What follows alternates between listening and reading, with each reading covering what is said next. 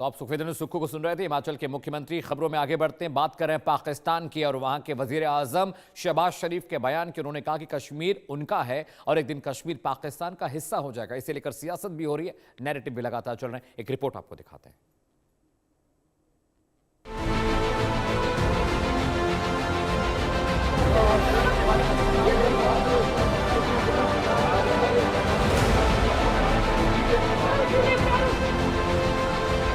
शिया मस्जिद के बाहर धमाका, 170 शिया मुस्लिम घायल, दर्जनों मौतें। आतंकी ब्लास्ट के पीछे कौन और पाकिस्तान की टूटती जमीन की असली कहानी। पाकिस्तान में हालात तेजी से बिगड़ते जा रहे हैं। इस्लामाबाद में शिया मस्जिद के बाहर हुए आत्मघाती धमाके ने पूरे देश को हिला दिया। शुरुआती रिपोर्ट्स में 31 लोगों की मौत और 170 से ज्यादा घायल होने की पुष्टि हुई है। ये हमला सिर्फ एक आतंकी वारदात नहीं, बल्कि पाकिस्तान के भीतर बढ़ती अस्थिरता और सुरक्षा व्यवस्था की नाकामी का बड़ा संदेश माना जा रहा है। सुन्नी ब्लास्ट शिया बने लाश। धमाका तरलाई इलाके के इमाम बारगाह के पास हुआ, जहां नमाज के वक्त भारी भीड़ मौजूद थी। मृतकों की संख्या 31 बताई जा रही है, जबकि 170 से ज्यादा लोग गंभीर रूप से घायल हैं। सुरक्षा एजेंसियों ने इलाके को घेर लिया है और जांच शुरू कर दी है। पाकिस्तान में लगातार बढ़ते आतंकी हमले ने सरकार की चिंता बढ़ा दी है। सवाल उठ रहा है कि राजधानी तक आतंक कैसे पहुंच गया। जानकारों के मुताबिक पाकिस्तान में सांप्रदायिक तनाव अब सिर्फ घरेलू मुद्दा नहीं रह गया, ये शिया सुन्नी मुसलमानों के बीच का संग्राम बन गया है। मिडिल ईस्ट की राजनीति की परछाई भी यहाँ दिखने लगी है। ईरान और सऊदी के प्रभाव वाले गुटों के बीच खींचतान का असर पाकिस्तान में भी महसूस किया जा रहा है, क्योंकि जो पाकिस्तान ने बोया आज भी काट रहा है। पाकिस्तान में शिया मुस्लिमों का नरसंहार। पाकिस्तान लंबे समय से शिया सुन्नी तनाव और आतंकी हिंसा से जूझ रहा है। बाहरी फंडिंग और कट्टरपंथी प्रहार ने हालत को और बिगाड़ दिया है। शिया सुन्नी की कट्टर सोच ने संगठन और समाज को कमजोर कर रहा है। मस्जिदों और धार्मिक स्थलों पर हमले इसी रणनीति का हिस्सा माने जा रहे हैं। पाकिस्तान की आंतरिक सुरक्षा सबसे बड़ी चुनौती बन चुकी है। इस संकट के बीच पाकिस्तान की क्षेत्रीय एकता भी सवालों में है। बलूचिस्तान में अलगाववादी आंदोलन लगातार मजबूत हो रहा है। वहां पाकिस्तान की सेना पर हमले बढ़ रहे हैं और स्थानीय जनता में नाराजगी गहरी होती जा रही है। दूसरी तरफ खैबर पख्तूनवा में तहरीर तालिबान पाकिस्तान यानी TTP का प्रभाव पड़ रहा है, जिससे सरकार की पकड़ कमजोर होती दिख रही है।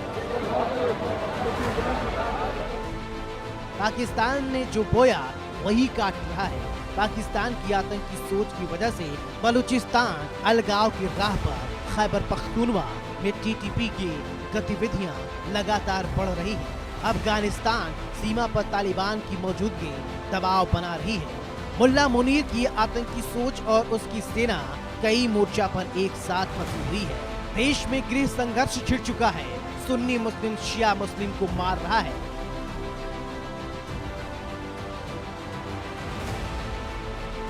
पाकिस्तान के पाले आतंकी अब उसके कंट्रोल में नहीं है। ऊपर से शिया मुसलमानों के प्रति उनकी घृणा दुनिया जानती है।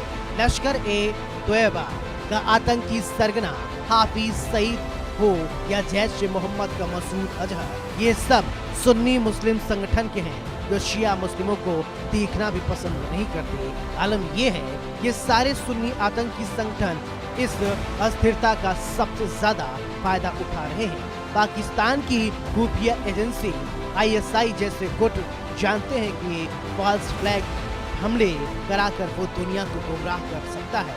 इससे उसे सहानुभूति भी मिलेगी और डॉलर भी। पाकिस्तान में बढ़ती हिंसा ने आम नागरिकों के भीतर डर और अविश्वास पैदा कर दिया है। इससे देश अंदर से कमजोर होता जा रहा है। आतंकी संगठन मदरसा छाप सेना प्रमुख की आड़ में शिया मुस्लिमों को निशाना बनाया जा रहा है। धार्मिक स्थलों पर हमले समाज में डर और तनाव फैलाने का तरीका है। पाकिस्तान में लगातार हमलों से सरकार की विश्वसनीयता कमजोर होती जा रही है। सुरक्षा एजेंसियों पर दबाव बढ़ता जा रहा है। देश में गृह युद्ध जैसे हालात बनने की आशंका जताई जा रही है। इन हालातों में पाकिस्तान की राजनीति भी बिखरी हुई नजर आ रही है। आर्थिक संकट, महंगाई, अंतर्राष्ट्रीय दबाव पहले से मजबूत है। अब आतंकी हिंसा और अलगाववादी आंदोलनों ने पाकिस्तान के भविष्य पर बड़ा सवाल खड़ा कर दिए हैं। विशेषज्ञ मान रहे हैं अगर हालात नहीं संभले तो पाकिस्तान कई हिस्सों में बंटने के बाद अपने वजूद भी खो सकता है। पाकिस्तान के सामने सबसे बड़ा संकट आर्थिक बदहाली ने जनता के भीतर गुस्सा बढ़ा दिया है। अलगाववादी आंदोलन देश की एकता को चुनौती दे रहे हैं। आतंकी संगठन लगातार राजधानी तक को निशाना बना रहे हैं। सेना और सरकार अब एक साथ कई मोर्चे पर दबाव बना रही है। पाकिस्तान का भविष्य गंभीर अनिश्चितता में घिर गया है। इस्लामाबाद की मस्जिद के बाहर हुआ धमाका सिर्फ एक हमला नहीं बल्कि पाकिस्तान के भीतर गहरे संकट की तस्वीर है। अलगाववाद, आतंकवाद और राजनीतिक अस्थिरता ने देश को चारों ओर से घेर लिया है। सवाल यही, क्या पाकिस्तान समय रहते खुद को संभाल पाएगा या फिर संघर्ष की आग उसे अंदर तक तोड़ देगी? Bureau report, India news. तो पाकिस्तान में सांप्रदायिक हिंसा कोई नई बात नहीं, लेकिन शिया सुन्नी तनाव को बार बार आतंकी हथियार बनाकर इस्तेमाल करते हैं। धार्मिक स्थलों पर पहले सिर्फ हमले के वारदात नहीं होते थे, अब गहरी रणनीति के तहत वहां पर चीजें हो रही हैं। पिछले एक दशक में शिया समुदाय पर लगातार हमले हुए हैं। सवाल, क्या पाकिस्तान में यह संघर्ष समाज को अस्थायी रूप से तोड़ देगा, खत्म कर देगा? रिपोर्ट देखिए। शिया समुदाय निशाने पर क्यों? हमलों का पैटर्न क्या कहता है? आतंकी संगठन किसे फायदा दे रहे हैं? और पाकिस्तान में बढ़ती दरार की असली वजह क्या? शिया सुन्नी संघर्ष का इतिहास सदियों पुराना है, जिसकी जड़ें इस्लाम के शुरुआती दौर में नेतृत्व को लेकर मतभेदों से जुड़ी हुई। समय के साथ ये धार्मिक पहचान से आगे बढ़कर राजनीतिक और क्षेत्रीय प्रभाव का माध्यम भी बन गया। पाकिस्तान में यह तनाव अक्सर आतंकी संगठनों द्वारा भड़काया जाता है। विशेषज्ञ मानते हैं कि सांप्रदायिक हिंसा का उद्देश्य समाज को बांटना और राज्य को कमजोर करना होता है। शुरुआती इस्लामी इतिहास में नेतृत्व को लेकर मतभेद से दो प्रमुख धाराएं बनी। इस्लाम के मानने वाले दो भागों में सुन्नी और शिया बट गए। पैगंबर को मानने वाले सुन्नी और पैगंबर के साथ खलीफा अली को मानने वाले शिया कहलाएं। करबला में खलीफा अली के नवासी की हत्या के बाद सैकड़ों सालों से खूनी संघर्ष होता रहा है। सुन्नी समुदाय बहुसंख्यक रहा, जबकि शिया समुदाय अलग धार्मिक पहचान के साथ विकसित हुआ। समय के साथ राजनीति और क्षेत्रीय प्रतिस्पर्धा ने तनाव को बढ़ाया। आज कई देशों में कट्टरपंथी संगठन इस मुद्दे का दुरुपयोग करते हैं। आज दुनिया में मुस्लिम जनसंख्या नंबर 2 पर है। मुस्लिम बहुल देशों की संख्या लगभग 57 के आसपास है। इनमें ईरान, इराक और अजरबैजान जैसे कुछ देश शिया बहुल हैं, जबकि सऊदी अरब, तुर्की, पाकिस्तान और इंडोनेशिया सुन्नी बहुल राष्ट्र है। दुनिया में कुल मुसलमान लगभग 200 करोड़, सुन्नी आबादी करीब 85 से 90%, शिया आबादी करीब 10 से 15%, मुस्लिम बहुल देश लगभग 57, जिनमें अधिकांश सुन्नी बहुल हैं। दुनिया में मुस्लिम देशों के अलावा अन्य दूसरे देशों में भी मुस्लिम रहते हैं। भारत में तो इनकी संख्या इंडोनेशिया के बाद दूसरे नंबर पर है, जहां शिया सुन्नी दोनों रहते हैं। इसमें शिया बहुल देश Iran, Iraq, Azerbaijan, Bahrain, Sunni बहुल देश सऊदी अरब, पाकिस्तान, तुर्की, इंडोनेशिया। कई देशों में दोनों समुदाय साथ रहते हैं। संघर्ष अक्सर राजनीतिक और आतंकी कारणों से बढ़ता है। पाकिस्तान में शिया समुदाय मुख्य रूप से कराची, लाहौर, इस्लामाबाद, क्वेटा और गिलगित बाल्टिस्तान क्षेत्रों में रहता है। खासकर क्वेटा का हजारा समुदाय लंबे समय से हिंसा का शिकार रहा है। पिछले 10 वर्षों में शिया मस्जिदों, जुलूसों और धार्मिक स्थलों पर कई हमले हुए। इन घटनाओं के पीछे ISIS और लश्कर-ए जंगवी जैसे आतंकी संगठनों के नाम सामने आए। पाकिस्तान में शिया आबादी लगभग 15 से 20% बताई जाती है। पाकिस्तान में शिया प्रतिशत लगभग 15 से 20%, सुन्नी बहुसंख्यक लगभग 75 से 80%। शिया आबादी के प्रमुख क्षेत्र कराची, क्वेटा, गिलगिट बाल्टिस्तान, हजारा समुदाय सबसे ज्यादा निशाने पर रहा है। दुनिया भर में शिया सुन्नी के बीच संघर्षों का इतिहास रहा है।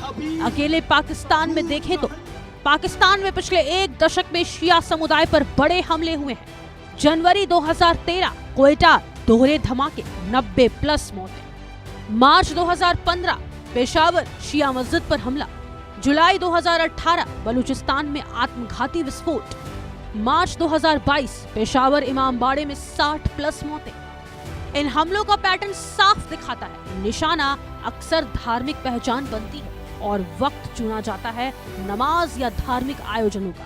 मकसद सिर्फ जान लेना नहीं, बल्कि समाज में अस्थायी डर और विभाजन पैदा करना है।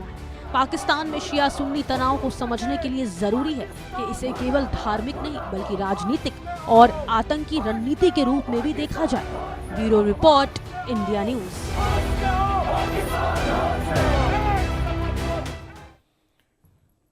और पाकिस्तान में शिया मस्जिद के बाहर हुआ हमला सिर्फ एक आतंकी वारदात नहीं था, ये पूरे इलाके में बढ़ते सांप्रदायिक और जियोपॉलिटिकल तनाव का संकेत भी है। ईरान की सीमा से सटे इलाकों में पहले से हालात बहुत नाजुक हैं।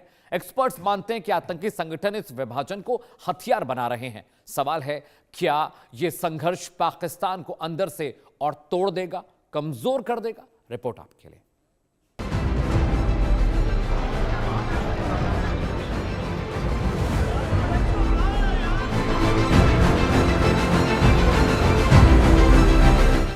धमाके के पीछे कौन? क्या ये सिर्फ आतंकी हमला है या क्षेत्रीय तनाव की बड़ी तस्वीर? और क्या पाकिस्तान पर हमला करेगा शिया देश? इस्लामाबाद में शिया मस्जिद के पास हुए धमाके ने पाकिस्तान की सुरक्षा व्यवस्था पर सवाल खड़े कर दिए हैं। ऐसे में सबकी निगाहें ईरान पर टिकी हैं, जो खुद को शिया मुसलमानों का खलीफा मानता है। ऐसे में सवाल उठता है, क्या ईरान, जो कि अपने ही घर में गिरा है, ऐसे में उसकी डांसिंग मिसाइलें इस्लामाबाद में गिर सकती हैं? जानकार मानते हैं कि पाकिस्तान में सांप्रदायिक हिंसा को अक्सर आतंकी संगठन हवा देते हैं। ऐसे हमलों का उद्देश्य केवल जान लेना नहीं, बल्कि समाज में डर और अविश्वास पैदा करना होता है। इससे देश के भीतर अस्थिरता बढ़ती है और पड़ोसी देशों की चिंता भी गहराती है। हमला क्यों बना क्षेत्रीय एजेंडा? पाकिस्तान में सांप्रदायिक हमले लंबे समय से सुरक्षा चुनौती रहे हैं। शिया समुदाय पर हमले सामाजिक तनाव बढ़ाते हैं। सीमा से जुड़े इलाकों में ईरान भी सुरक्षा को लेकर सतर्क रहता है। आतंकी संगठन इसी विभाजन का फायदा उठाते हैं। पाकिस्तान में कई चरमपंथी नेटवर्क सक्रिय हैं। लश्कर-ए-तैयबा, जैश-ए-मोहम्मद और हिजबुल मुजाहिदीन जैसे संगठन अंतर्राष्ट्रीय स्तर पर चर्चा में रहे हैं, जिसे पाक आर्मी चीफ मुल्ला मुनीर ने पाला है। विशेषज्ञों के मुताबिक ऐसे गुटों की मौजूदगी क्षेत्रीय स्थिरता के लिए बड़ा खतरा बनती है और सांप्रदायिक हिंसा को भी बढ़ावा मिल सकता है। माना जा रहा है, शिया मस्जिद पर हमले में इन आतंकी संगठनों का हाथ हो सकता है, जो शिया मुसलमानों से घृणा करते हैं। ऐसा नहीं है कि केवल पाकिस्तान ने ही आतंकी संगठन पाले हैं। ईरानी खलीफा खमेनेई ने भी इस तरह की 3 आतंकी संगठन बना रखे हैं। ईरान में इस्लामिक क्रांति की नींव भी सुन्नी घृणा के आधार पर रखी गई थी। पाकिस्तान में चर्चा में रहे हैं चरमपंथी संगठन। पाकिस्तान में चर्चा में रहे चरमपंथी संगठन लश्कर-ए-तैयबा के अंतर्राष्ट्रीय प्रतिबंधों में शामिल संगठन। जैश-ए-मोहम्मद को UN ने आतंकी संगठन घोषित किया है। हिजबुल मुजाहिदीन कश्मीर केंद्रित आतंकी समूह है।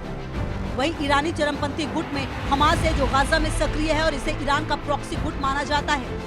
हिजबुल्लाह लेबनान में सक्रिय है और इसे भी ईरान का प्रॉक्सी गुट माना जाता है। हुती जो यमन में सक्रिय है, इसे भी खलीफा खमेनेई का प्रॉक्सी गुट माना जाता है। मिडिल ईस्ट में ईरान और सऊदी के बीच प्रभाव की प्रतिस्पर्धा का असर दक्षिण एशिया तक महसूस किया जाता है। पाकिस्तान में शिया सुन्नी तनाव को आतंकी संगठन इसी क्षेत्रीय राजनीति से जोड़कर भड़काने की कोशिश करते हैं। जानकार कहते हैं, किसी भी संभावित जवाबी कार्रवाई से हालात और बिगड़ सकते हैं। इसलिए अंतर्राष्ट्रीय समुदाय तनाव कम करने और आतंक के खिलाफ सहयोग पर जोर देता है। आगे क्या खतरा? सांप्रदायिक हिंसा पाकिस्तान की आंतरिक स्थिरता को नुकसान पहुंचा सकती है। सीमा क्षेत्र में तनाव बढ़ने से पड़ोसी देशों की चिंता बढ़ती है। आतंकी संगठन किसी भी संघर्ष का फायदा उठाते हैं। समाधान, सुरक्षा सहयोग और कट्टरपंथ पर सख्त कार्रवाई जरूरी।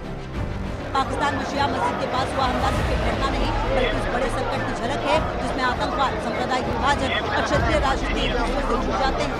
विशेषज्ञ मानते हैं किसी भी देश के लिए सबसे बड़ा खतरा अंदर से उनका सामाजिक ताना बाना होता है।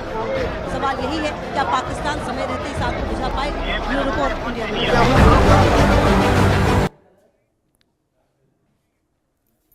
और हमारी खास पेशकश में भी केवल फिलहाल इतना रुकने छोटे से ब्रेक के लिए कहीं जाएगा नहीं। न्यूज पर खबरों का सिलसिला लगातार जारी है।